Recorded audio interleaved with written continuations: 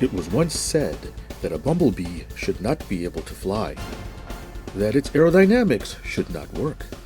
We are also taught that wings need an airfoil to create lift. Well, it seems no one told that to this highly aerobatic Flatty. The Flatty Laser 200 comes pretty, flat, and comes in a box that is, well, rather flat. The 15-page manual has lots of pictures that detail the construction of the kit. There are about 5 main parts and numerous small parts. A nice touch is that the leading edge of the wings are reinforced with a carbon rod. You are first instructed to use the wrapping material to protect the building board, so don't throw it away. Construction starts with gluing the front and rear fuselage halves with Foam Save CA. I also use Foam Save CA Kicker to speed things up. Then, it's on to attaching the front doublers. Next, glue on the entire bottom spine, taking care to make sure it is straight vertical.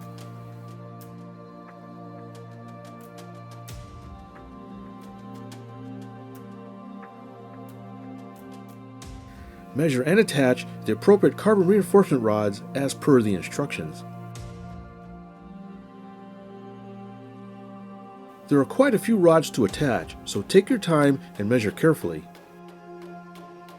Some lead weights make sure things stay flat. The landing gear uses plastic reinforcement plates, so be sure to glue adequately.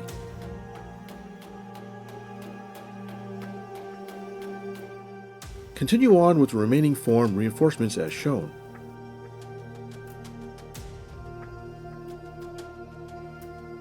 The top fuselage is one whole part that is glued on last.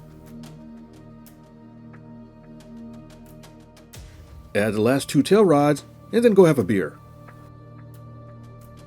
Some included tape is used as the bottom rudder hinge. Glue on the motor plate and then it's time to play with the servos. In this case, Futaba S3114 8-gram micro servos. Start by trimming the horns and then attaching the provided arm extender.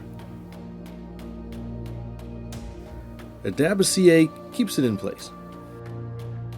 Next are the control horns and control rod guides.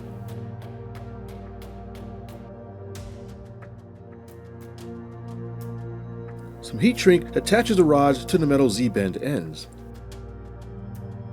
Finish installing the servos and then screw the motor into place. Speed controller and receiver wires are routed through the built-in slots. The manual shows a highly aggressive amount of control throw on high rates. This should be one spunky little bird.